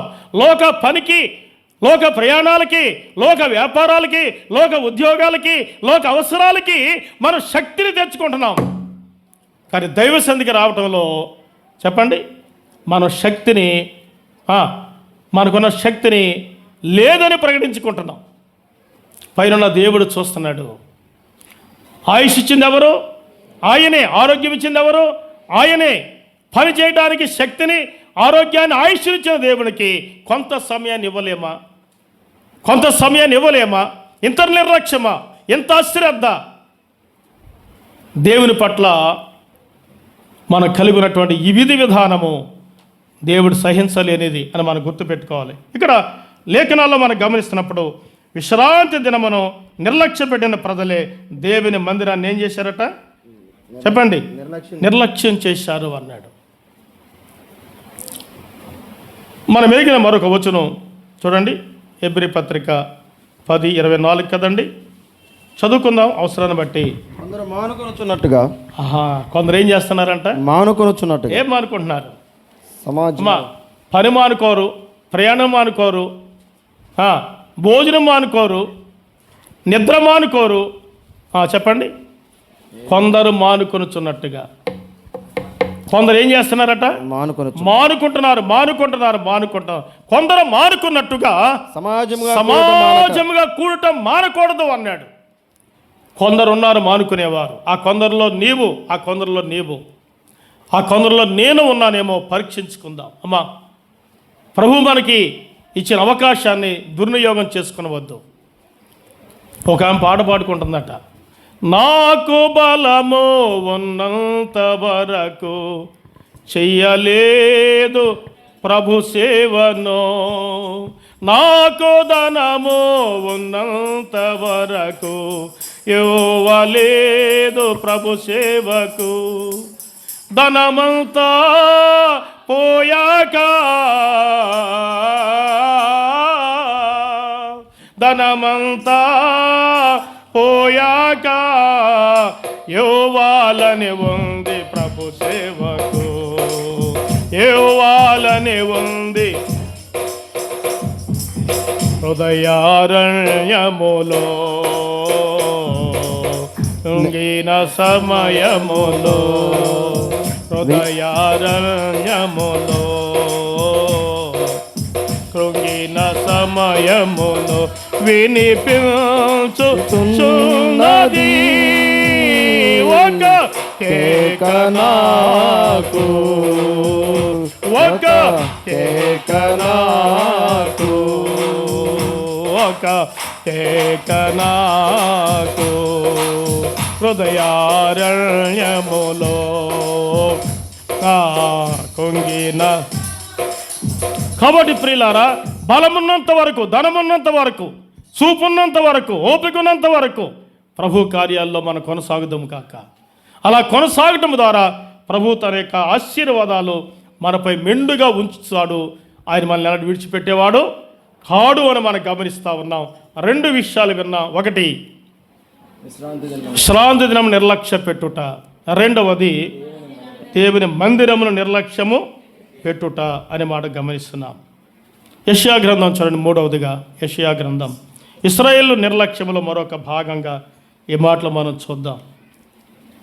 5వ అధ్యాయం 24వ వచనం చదువుకుందాం. 5:24 ఏమంటాడు? యెషయా గ్రంథం సైన్యములకు అధిపతి యెహోవా యొక్క సైన్యములకు అధిపతి యెహోవా యొక్క ధర్మశాస్త్రమును నిర్లక్ష్య పెట్టుదురు. ధర్మశాస్త్రమును నిర్లక్ష్య పెట్టుదురు. నిర్లక్ష్య పెట్టుదురు. చెప్పండి ఏంటంటే ధర్మశాస్త్రం. ధర్మశాస్త్రం అంటే దేవుని వాక్యం. దేవుని వాక్యం. అమ్మా అయ్యా, వారు నిర్లక్ష్య పెట్టినటువంటి 3వ సంగతి ఏమంటే దేవుని దినాన్ని, విశ్రాంతి దినాన్ని నిర్లక్ష్య చేశారు. 2వదిగా దేవుని మందిరాన్ని నిర్లక్ష్యం చేశారు. 3వదిగా దేవుని ధర్మశాస్త్రాన్ని కూడా ఏం చేశారట? నిర్లక్ష్యం చేశారు. ఏదా ధర్మశాస్త్రం? మోషే ద్వారా దేవుడు వారికి అనుగ్రహించాడే 5 గ్రంథాలు: ఆదికాండం, నిర్గమకాండం, లేవియాకాండం, సంఖ్యాకాండం, ద్వితీయ ఉపదేశకాండం. ఈ 5 గ్రంథాలు దేవుడు వారికి ఎందుకు ఇచ్చాడు అంటే వారు కుటుంబం పట్ల ఎలాగుండాలో, దేవుని యొక్క మందిరం పట్ల లేక దేవుని కార్యాల పట్ల ఎలాగుండాలో కదండి, సాంఘిక కార్యకలాపాల్లో ఎలాగుండాలో వారి యొక్క అన్ని విషయాలు ఈ 5 గ్రంథాల్లో లెక్కించి వారికి ఇచ్చాడు. అవి వాళ్ళు చదవాలి. యూదులు 12 సంవత్సరాలు మొదలుకొని 30 సంవత్సరాలు వచ్చే వరకు ధర్మశాస్త్ర గ్రంథాన్ని 5 గ్రంథాలు కంటతగా చదవాలట వాళ్ళు, కంటతగా. ఈ మధ్య ఎవరో కాబట్టి యూట్యూబ్లో సామెతల గ్రంథం ఈ చివరి వరకు చెప్పేసిందండి. సామెతల గ్రంథం అంతా చెప్పేసింది. గుండె ఆగిపోయినట్టు అయిపోయింది నాకు. ఒక అధ్యాయం చెప్పడానికే మనం 3 సార్లు ఆ పైకి ఈ పైకి చూస్తాం. సామెతల గ్రంథం ఈ పక్క నుంచి ఆ పక్కకి ఒక అధ్యాయం కాదు, కొన్ని అధ్యాయాలు కాదు. ఎంత ఆసక్తితో చూడండి, ఎంత కంటది, ఎన్నిసార్లు చదివితే అంతగా చెప్పగలదు. అమ్మా, దేవుని వాక్యాలు మనం కూడా చదువుతాం. పని అంతా అయిపోయిన తర్వాత మొహం కడుక్కొని క్యాలెండర్ దగ్గరికి వెళ్ళి అందులో ఉంటుంది కదండి ఒక చిన్న వాక్యం. క్యాలెండరీ చదివి తృప్తిపడేవాళ్ళు కొందరు, క్యాలెండర్తో తృప్తిపడేవారు కొందరు కదా. ఆ రోజు వాక్యం అయిపోయింది, చదివినట్టే. దైవ గ్రంథం ఉన్నా, చదవగలిగేటువంటి చదువు ఉన్నా ఈవేళ దైవ గ్రంథం పట్ల నిర్లక్ష్య స్వభావము కలిగిన వాళ్ళు లేకపోలేదు. ప్రియులారా వినండి, దేవుని వాక్యము ఎంత చదివినా అంతు చిక్కేది కానే కాదు. వీటికి మహాసముద్రం కంటే మిన్నైనటువంటి గ్రంథం. ఆకాశము భూమి అందులో సమస్తాన్ని తెలియజేసే ఏకైక గ్రంథం చెప్పండి, బైబిల్ గ్రంథం. కనుక బైబిల్ గ్రంథాన్ని మనం ఏం చేయకూడదట? నిర్లక్ష్యము చేయకూడదు, నిర్లక్ష్యము చేయకూడదు. కీర్తన గ్రంథములో ఒక మాట చెప్పాడు చూడండి, 119వ కీర్తన 9వ చరణం చదువుకుందాం. 119వ కీర్తన 9వ చరణం ఏమంటాడు? యవనస్తులు దేని చేత తమ నడత శుద్ధిపరచుకుందురు, దేని చేత తమ నడకను శుద్ధిపరచుకుందరు? నీ వాక్యమును బట్టి. దేన్ని బట్టట? నీ వాక్యమును బట్టి. యవనస్తులే కాదు, వృద్ధులైన, మధ్య వయసు గలవారైన, పిల్లలైన, యవనస్తులైన ఒక వ్యక్తి జీవితము చెప్పండి శుద్ధీకరించబడాలి, పవిత్రపరచబడాలి, పరిశుద్ధపరచబడాలి, లోకానికి వేరుగా ప్రభువుకి దగ్గరగా జీవించాలి అంటే ఏది అవసరమట? దేవుని వాక్యం. అమ్మాయ్యా వినండి, దేవుని వాక్యం చేత మన హృదయాలు ఏం చేయబడాలి? నింపబడాలి. దేవుని వాక్యం చేత మన హృదయాలు నింపబడాలి. ఇక్కడ ఈ విషయం చెబుతూ అన్నాడు, దేవుని వాక్యము మన హృదయాల్లో ఏం చేయబడాలి? నిండిపోయి ఉండాలన్నాడు. దేవుని వాక్యం చేత నిండుతున్నామా, లేక లోక వార్తల చేత, లోక అనుభవాల చేత, లోక సంబంధమైన వాడి చేత మన హృదయాలు నిండి ఉంటున్నాయా, లేక ప్రభు వాక్యంతో మన హృదయాలు నిండి ఉంటున్నాయా? మళ్ళీ మనం ఏం చేసిన పరిశీలన చేసుకోవాలి. 72వ చరణం చూడండి, అక్కడే 72వ చరణం ఏమంటాడు? వేల కొలది వెండి బంగారు నాణ్యముల కంటే, వేల కొలది వెండి బంగారు నాణ్యముల కంటే నీవిచ్చిన ధర్మశాస్త్రము నాకు మేలు, నీవిచ్చిన ధర్మశాస్త్రము నాకు మేలు. ఇప్పుడు చెప్పండి, వేల కొలది వెండి బంగారాలు కంటే నీవిచ్చిన దేవుని వాక్యం ఉన్నతమైంది. వెండి బంగారాలు కావాలని కోరుకుంటాం కదండి. అమ్మా, ఎవరైనా మీకు ఒక కేజీ బంగారం ఇచ్చారనుకోండి, వద్దండి అంటారా? కేజీ వద్దండి, కాసు ఇస్తే వద్దంటారా? కాసు ఇస్తే అసలు ఎంత ఇచ్చినా చాలండి మనకి కదా. కానీ దేవుని వాక్యం చెప్తుంది, వెండి బంగారాల కంటే విలువైంది దేవుని వాక్యం. ఇంత విలువైన వాక్యాన్ని మనం ఏం చేయకూడదు? నిర్లక్ష్యము చేయకూడదు అనే మాట మనం ఇక్కడ చూస్తూ ఉన్నాం. 92వ చరణం కూడా చూడండి. 92వ చరణం. నీ ధర్మశాస్త్రము నాకు సంతోషం ఇయ్యని ఎడల. ఎంత మంచి మాట చూడండి. నీ ధర్మశాస్త్రం నాకు సంతోషం ఇయ్యని ఎడల నా శ్రమయందు నేను నశించి ఉందును. శ్రమ వచ్చింది ఈ భక్తునికి. ఆ శ్రమలో సావాలి ఇక నా బ్రతుకు సావే అనుకున్నాడు. కానీ దేవుడు ధర్మశాస్త్రం దగ్గరికి వచ్చేసరికి ఏమిచ్చిందట? సంతోషం ఇచ్చింది. దేవుని వాక్యం మన హృదయాల్లో కృంగిపోయినప్పుడు, కృషించిపోయినప్పుడు, నిరుత్సాహము, నిస్పృహ, నిరాశలో ఉన్నప్పుడు దేవుని వాక్యం మనల్ని ఏం చేస్తారు చెప్పండి? ధైర్యపరిచేది, బలపరిచేది, మన యొక్క నిరాశ నుండి, నిస్పృహ నుండి మనల్ని మేలుకొల్పేది, మనల్ని జీవింపజేసేది ఏదట? దేవుని చెప్పండి, దేవుని వాక్యమే. దేవుని వాక్యం పిల్లరా. గనుక దేవుని వాక్యమును మనం ఏం చేయకూడదు? నిర్లక్ష్యము. వారు దేవుని ధర్మశాస్త్రం వారు ఏం చేశారన్నాడు? నిర్లక్ష్యము చేసిరి అనే మాటగా రాయబడం దేవుని వాక్యములో. ఇక 4వదిగా మనం ఆలోచన చేస్తే ఇక్కడ అన్నాడు, నెహెమ్యా గ్రంథములోనే చూడండి. నెహెమ్యా గ్రంథంలోనే ఆ మాట మనం చదువుకుందాం. 13వ అధ్యాయం 10 నుండి 12 వచనాల వరకు భాగాన్ని చదువుకుందాం. మరియు లేవీయులకు రావాల్సిన పాళ్ళు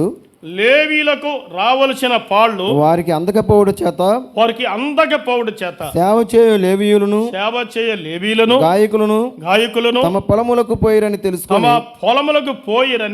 తెలుసుకొని నేను అధిపతులతో పోరాడి దేవుని మందిరమును ఎందుకు లక్ష్య పెట్టలేదని అడిగి. ఆగండి, ఇక్కడ ఒక మాట వినండి. మొదటి మాట గమనించండి.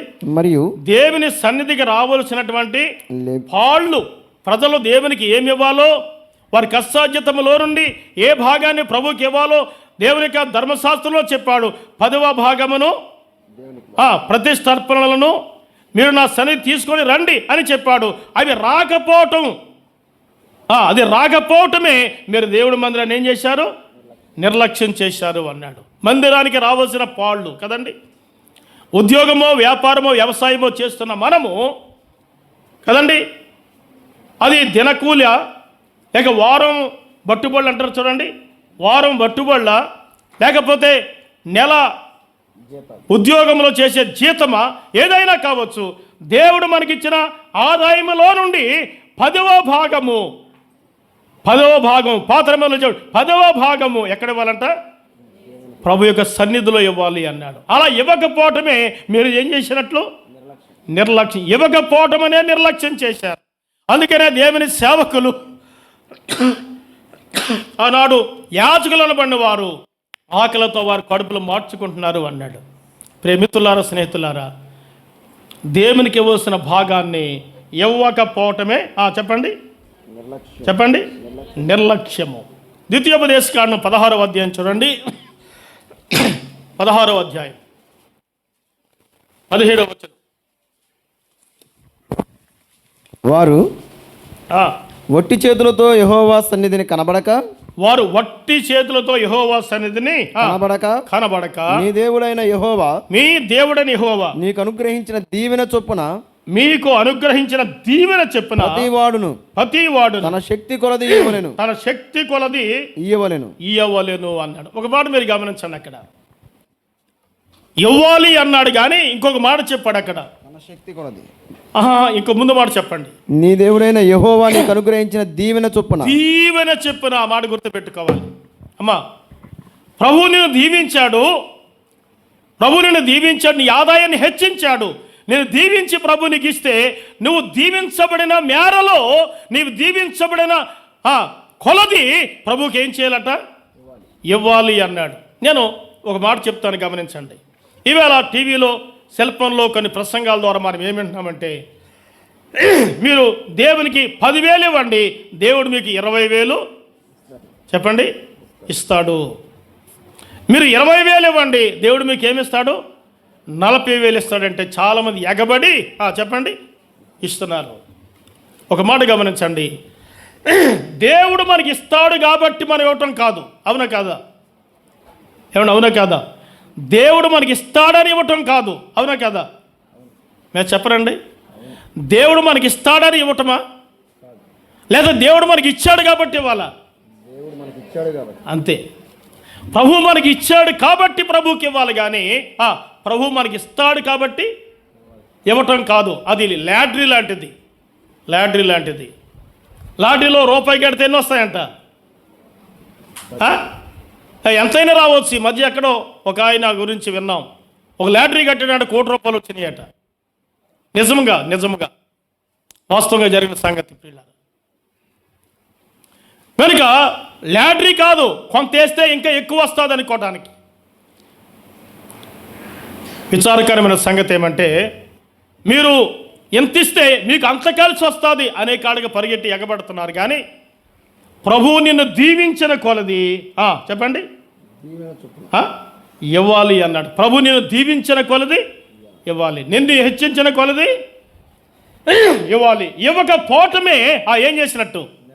నిర్లక్ష్యం చేసినట్టు అన్నాడు. అమ్మయ్య, ఎన్నో వచనాలు గతంగా మీరు విని ఉంటారు కాబట్టి నేను అందులోకి ఎక్కువగా వెళ్ళాలనుకోవట్లేదు. దేవుని యొక్క బిడ్డలైన మనము మన కష్టార్జితములో నుండి ప్రభు మనకిచ్చిన భాగాన్ని నమ్మకంగా ప్రభువుకు మనం ఇచ్చేవారమై ఉండాలి. కొరింథీ మొదటి పత్రిక 16:1 కదండి, ఏమంటాడు? 16:1 కదా, ఏమంటాడు? పరిశుద్ధుల కొరకైన కానుక విషయమైతే, బాగా చదవండి.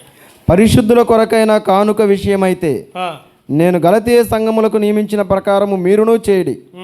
నేను వచ్చినప్పుడు చందా పోగు చేయకుండా ప్రతి ఆదివారమున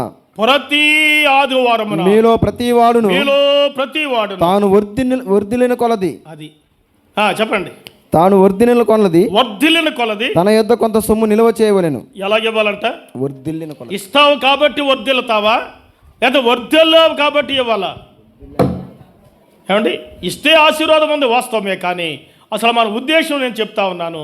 ప్రభువుకి మనం ఎలాగివ్వాలంటే ఇస్తాడు కాబట్టి అని ఇవ్వటం కాదు. ఎలాగివ్వాలంట? దేవుడు మనకి ఇచ్చాడు కాబట్టి ఇప్పుడు మనము ఇవ్వాలి, అంతే. దేవునికి ఇవ్వకపోవటమే మనం ఏం చేసినట్టట? నిర్లక్ష్యం చేసినట్టు. దానికి మనకి పనిష్మెంట్ ఉందా లేదా అండి? పనిష్మెంట్ ఉందా లేదా? ప్రభు భాగాన్ని మనం ఎవరికి ఇవ్వాలి? ప్రభువుకి ఇవ్వాలి. న్యాయమైన ప్రతిఫలం. దేవుని సొమ్ము నీ ఇంట్లో నా ఇంట్లో ఉండకూడదు.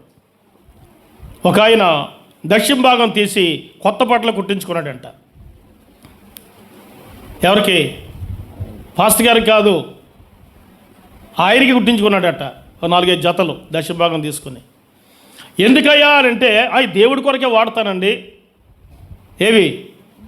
బట్టలు వేసుకుని దేవుడి సందికి వెళ్తానా, సభలకు వెళ్తానా, కూడుకులకి వెళ్తానా, దండయాత్రలకు వెళ్తానా? మరి ఈ బట్టలు ఎవరి కొరకు వాడినట్టు? ఇది కరెక్టేనమ్మా? ఇది కరెక్టేనా? దేవుని భాగం నమ్మకంగా మనం ఎక్కడ ఇవ్వాలి? దేవుని సన్నిధిలో ఇస్తే అది దేవుని నియమాన్ని, దేవుని క్రమాన్ని, దేవుని ఆజ్ఞ మనం ఏం చేసినట్టు? పాటించిన వారు అవుతాం అన్నాడు. ఇక 5వదిగా మనం ఆలోచన చేసినట్లయితే ఒక మాట చూడండి, ఆగుదాం మనము. 5వదిగా ఇక్కడ ఒక మాట మనం చదువుకోబోతున్నాము. హెబ్రీ పత్రిక 5వ అధ్యాయము 10వ వచనం. ఈ వచనం క్రొత్త నిబంధనలో మన కొరకే వ్రాయబడింది. ఈ వచన భాగాన్ని మనము మరియు ఆయన సంపూర్ణ సిద్ధి పొందినవాడై మెల్కీసెదెకు యొక్క క్రమములో చేరిన ప్రధాన యాజకుడని దేవుని చేత పిలువబడి తనకు విధేయులైన వారికి అందరికీ నిత్య రక్షణకు కారకుడాయను. ఇందును గూర్చి మేము చెప్పవలసిన అనేక సంగతులున్నవి, కానీ మీరు వినుటకు మందులైనందున వాటిని విశదపరచుట కష్టము. కాలమును బట్టి చూచితే హెబ్రీ పత్రిక 2:3 అండి, 2:3. ఎంత గొప్ప రక్షణను ఈ మాట చూడండి. ఎంత గొప్ప రక్షణ మనం నిర్లక్ష్యము చేసిన ఎడల ఎలాగూ తప్పించుకుందాము. ఇది మన కొరకు రాయబడిన మాట. వినండి, కల్వరి శిలువలో మన కొరకే రక్తాన్ని చిందించి ప్రాణాన్ని బలిగా సమర్పించి మన కొరకే బలి అయిన మన ప్రభువైన యేసుక్రీస్తు వారు తన అమూల్యమైన రక్తాన్ని మన కొరకు చిందించి చూస్తుండగా ఆ రక్తములో కడగబడి రక్షించబడి పరిశుద్ధపరచబడవలసిన వారమై ఉండగా చాలామంది బాబు యవనులు, మధ్యవయస్సు గల వృద్ధులు అనేక మంది ప్రభు ఇచ్చే రక్షణను ఏం చేస్తున్నారు? చెప్పండి, ఏం చేస్తున్నారు? రేపు చూద్దాములేండి. ఈ రేపు అనే దానికి రూపే లేకుండా పోతా ఉంది. కొన్ని హోటల్స్ దగ్గర, షాపుల దగ్గర కొన్ని బోర్డులు రాస్తారు. ఏమన్నా తెలుసండి? అరువు లేదు కాదు, అరువు రేపు. ఒకవేళ రేపు ఇస్తారేమో అని వెళ్తే ఆ బోర్డు మీద ఏముంటుంది? అరువు. మళ్ళీ రేపేనే ఉంటుంది. అసలు ఈ జీవితంలో అరువు అనడానికి సమయం ఉంది అక్కడ? ఇవాళ చాలామంది ప్రభు అంగీకరించండి, రక్షించబడి అంటే ఆత్మరక్షణ కొరకు ఏం చేస్తున్నారు? నిర్లక్ష్యం చేస్తూ తమ జీవితాన్ని, కాలాన్ని గడుపుతూ హఠాత్తుగా ఈ కాల వ్యవధిని ముగించి ఆరుని అగ్నికి వెళ్ళిపోతూ ఉన్నారు. కనుకనే మనం ఏం చేయకూడదంటే చెప్పండి, నిర్లక్ష్యం చేయకూడదు. మనల్ని రక్షించడానికి మన ప్రభు ఏం చేశాడో చూడండి. ఒక మాట దేవుని వాక్యంలో మనం చదువుకుందాం. 12వ అధ్యాయము, హెబ్రీ పత్రిక 12వ అధ్యాయం మొదటి వచనం చూడండి. ఇంత గొప్ప సాక్షి సమూహము మేఘము వలె మనలను ఆవరించి ఉన్నందున మనము కూడా ప్రతి భారమును సులువుగా చిక్కులు పెట్టి పాపమును విడిచిపెట్టి విశ్వాసమునకు కర్తయు దానిని కొనసాగించువాడును నైనా యేసు వైపు చూచుచు మన ఎదుట ఉంచబడిన పందెములో ఓపికతో పరిగెత్తుదము. ఆయన మన ప్రభువైన యేసుక్రీస్తు ఆయన తన ఎదుట ఉంచబడిన ఆనందము కొరకు అవమానమును ఏం చేశాడంట? నిర్లక్ష్యపెట్టి యేసు ప్రభు మనల్ని రక్షించడం కొరకు, మనల్ని విమోచించడం కొరకు, తన బిడ్డలుగా మనల్ని చేయటానికి ఆయన ఏం చేశాడు అంటే, ఆనాడు యెరూషలేము నాటి ప్రజలు రానువారు కానీ, సైనికులు రానువారు కానీ కదండి, ఆనాటి రాజులు కానీ, ఆనాటి శాస్త్రులు పరిశీలనబడిన వారు కానీ అనేక మంది ఆయన అవమానపరుస్తుంటే మనల్ని విడిపించడానికి, రక్షించడానికి, మనం తన బిడ్డలుగా చేసుకోవడానికి, ఆనందం కొరకు, ఆ సంతోషం కొరకు, మన రక్షణ పొందుతామనే ఆనందాన్ని ఆయన చూస్తూ అవమానం ఏం చేశాడంటే నిర్లక్ష్యము చేసినవన్నాడు. వీడు దైవద్రోహి, వీడు రాజద్రోహి, వీడు మతద్రోహి అన్న ఆయన నోరు తెరవలేదు కదా. నోరు తెరవలేదా ఏ ప్రభువు, బదులు పలుకలేదాయ ప్రేమా, నోరు తెరవలేదాయ ప్రభువో, బదులు పలుకలేదాయ. ఇది ఎవరి కోసమో? ఈ పాపి కోసమే, పాపాత్ముల కోసమే, ఈ పాపి కోసమే, పాపముల కోసమే సిలువతో సాగింది యాత్ర. కరుణామయుని దయగల పాత్ర, సిలువతో సాగింది యాత్ర. కరుణామయుని దయగల పాత్ర. కనుక ప్రియులారా, కలవరిలో మన ప్రభు అయినటువంటి యేసుక్రీస్తు అవమానాన్ని నిర్లక్ష్యపెట్టి నీ కొరకు, నా కొరకు తన రక్తాన్ని చిందిస్తే మనము రక్షణను నిర్లక్ష్య పెట్టకూడదు అన్నాడు. ఎంత గొప్ప రక్షణ నిర్లక్ష్యం చేసిన ఎడల ఎలాగునూ ఆ కఠోరమైన, భయంకరమైన ఆ శిక్షా స్థలాన్ని, ఆరని అగ్ని, తీరని బాధలు నువ్వు ఎలాగూ తప్పించుకుంటావు అన్నాడు. అయ్యా, ఈ మధ్యాహ్నపు వేళ ఇంకా రక్షణ పొందిన వారుంటే ఇదే మిక్కిలి అనుకూల సమయము. ప్రభువా, నేను పాపిరయ్యాని, ప్రభువుని అంగీకరించి నిత్యరాజ్యానికి వారసులు కావాలని ప్రేమతో తెలియచేస్తాను. 5 సంగతులు మనం విన్నాం. వారు కలిగిన నిర్లక్ష్యపు విషయాలు. ఒకటి చెప్పండి, విశ్రాంతి దినాన్ని నిర్లక్ష్యం చేశారు, విశ్రాంతి లేక దేవుని మందిరాన్ని నిర్లక్ష్యం చేశారు, దేవుని గ్రంథాన్ని నిర్లక్ష్యం చేశారు, దేవునికి ఇవ్వాల్సిన భాగాన్ని నిర్లక్ష్యం చేశారు. నేటి దినాల్లో మనము ప్రభు మనకిచ్చిన రక్షణ కొరకైనటువంటి సమయాన్ని మనం ఏం చేస్తున్నాం? నిర్లక్ష్యం చేస్తున్నాం. కనుక నిర్లక్ష్య వైఖరిని వీడి దేవునికి సన్నిధిలో మనకు అప్పగించుకొని ముందుకు కొనసాగుదాము గాక. చిన్న ప్రార్థన చేసుకుందాం. పరిశుద్ధులైన తండ్రి మీకు స్తోత్రములు. ప్రేమించి మగిచ్చిన సమయాన్ని బట్టి మిమ్మల్ని స్తుతిస్తున్నాం. ఎత్తబడిన వర్తమానం అందరి హృదయాల్లో రక్షణార్థంగాను దిద్దుబాటు తరంగా జరిగినట్లు సహాయం చేయండి. బోధించి మేము భ్రష్టులం కాకున్నట్లు, ప్రకటించిన మాటలు పాటించువారముగా, నీకు మహిమ తెచ్చేవారుగా మమ్మల్ని ఉంచమని మా రక్షకుడైన యేసుక్రీస్తు వారి శ్రేష్టమైన నామములో ప్రార్థన చేయుచున్నాము తండ్రి. ఆమేన్. అందరికీ వందనాలు. Thank you.